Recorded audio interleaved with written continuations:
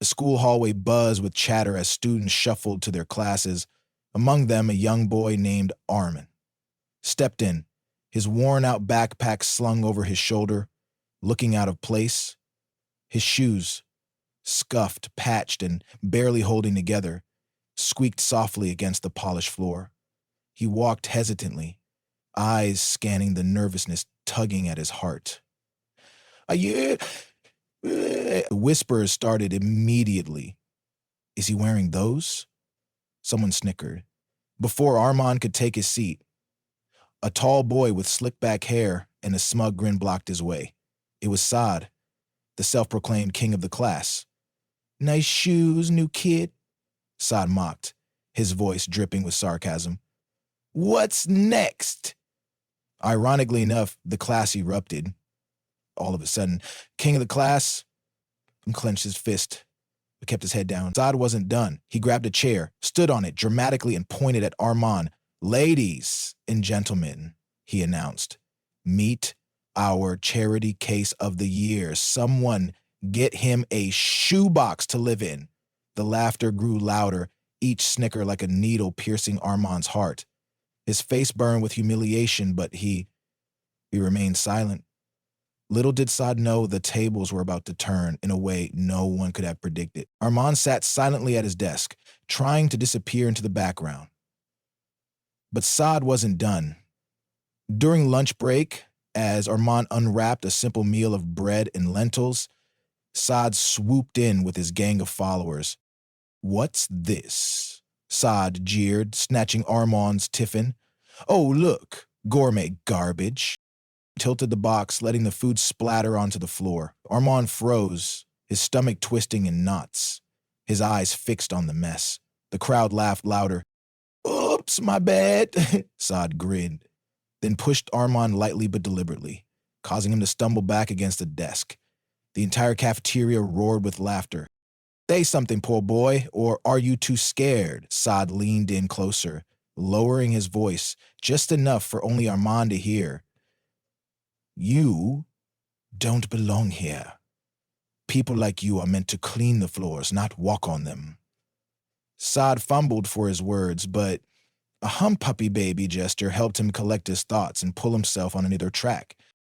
The crowd dispersed as the bell rang, but the humiliation lingered. Armin quietly knelt down to clean his spilled food, his hands trembling. Unbeknownst to everyone, a man in a crisp blue uniform leaned against the far wall of the cafeteria.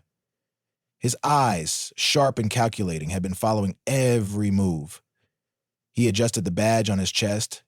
Deputy Commissioner of Police. The man clenched his jaw, fist tightening as he watched his son's torment. But he didn't step forward. Not yet. The day dragged on for Armand, each moment heavier than the last. The whispered insults, the mocking glances, they all blurred into one unbearable memory. But Saad, he thrived on the attention, strutting through the hallways as if he owned the school. By the final bell, Saad felt invincible. He leaned casually against the locker, recounting his lunchtime heroics to his cronies. Did you see his face? Saad laughed.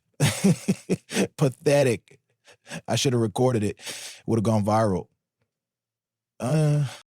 Just then, a voice crackled through the PA system. Saad Ahmed, report to the principal's office immediately.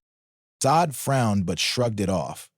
Probably to give me another Leader of the Month certificate, he joked, eliciting chuckles from his followers. As Saad walked into the principal's office, his smirk faltered.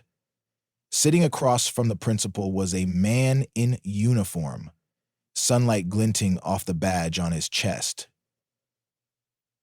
Deputy Commissioner of Police. Deputy Commissioner of Police. I loved. Armand's father turned, his piercing gaze locking onto Saad. The room seemed to shrink as the weight of the man's authority filled the space. Saad, the principal began, her voice trembling slightly. Do you know who this is? Saad stammered, his confidence draining rapidly. No, ma'am. This is Mr. Javed Khan, Armand's father, and he has a few questions for you. Javed stood, his imposing figure casting a shadow over the now visibly shaking Saad. I heard you've been mistreating my son, Javed said, his tone calm but laced with steel. Would you like to explain yourself? I didn't mean to. It was just a joke, Saad blurted, his voice cracking. Javed leaned in, his expression unyielding. A joke? Humiliating someone, destroying their lunch, and pushing them. Is that your idea of humor? Saad's knees felt weak. The power dynamic had shifted, and he was no longer the king of the schoolyard. Saad sat frozen, his mind racing as Mr. Javed Khan straightened up, his commanding presence filling the room. Bullying isn't just a school problem, Saad, Javed began, his voice measured but firm. It's a character flaw. And character flaws, if unchecked, can lead to far bigger consequences than a visit to the principal's office. Before Saad could respond, the door opened and his parents stepped in, their faces a mix of confusion and concern. The principal had called them moments earlier, and now they stood under the sharp scrutiny of the deputy commissioner of police. What's going on? Saad's father asked, looking from his son to Javed. Javi didn't waste time. Calmly but firmly, he detailed Saad's actions.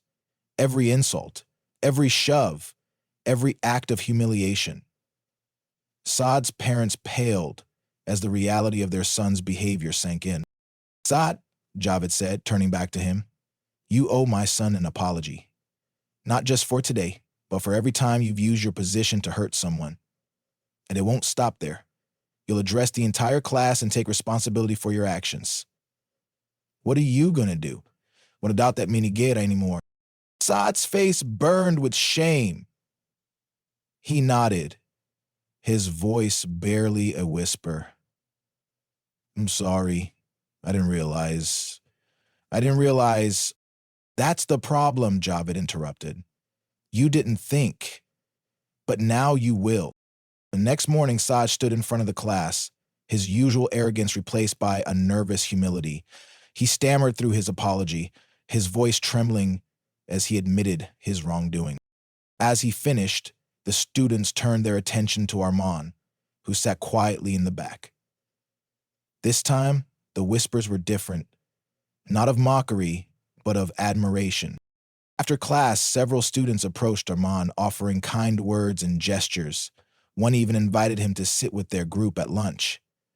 For the first time, Armand felt a flicker of belonging. As the school day ended, Armand stepped outside to find his father waiting. Javed knelt down, placing a hand on his son's shoulder. Barm falls upwards and mounds, said Javed. Armand said. Pride isn't in what we wear or what we own, Javed said, his voice gentle. It's in how we carry ourselves, no matter the situation. And today, you showed strength I'm proud of. Armand smiled, his confidence growing with each passing moment. Behind them, Saad watched from a distance, his regret evident. The tables had turned, and everyone in the school knew one thing. Respect wasn't demanded. It was earned. As the day came to a close, Armand walked through the school gates, with his head held higher than ever before. The taunts, the humiliation, everything seemed so distant now.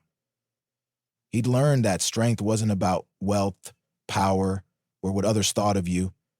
It was about how you carried yourself in the face of adversity. Javed placed a hand on his son's shoulder. Remember, Armand, he said, his voice calm but firm. True strength lies in your character, not your status. Never let anyone define your worth. Armand nodded, the words sinking deep into his heart. The world might try to break him down, but his strength would always rise from within. And-in-law, never let anyone judge you by your appearance. The real power is in your heart and the strength you carry from within.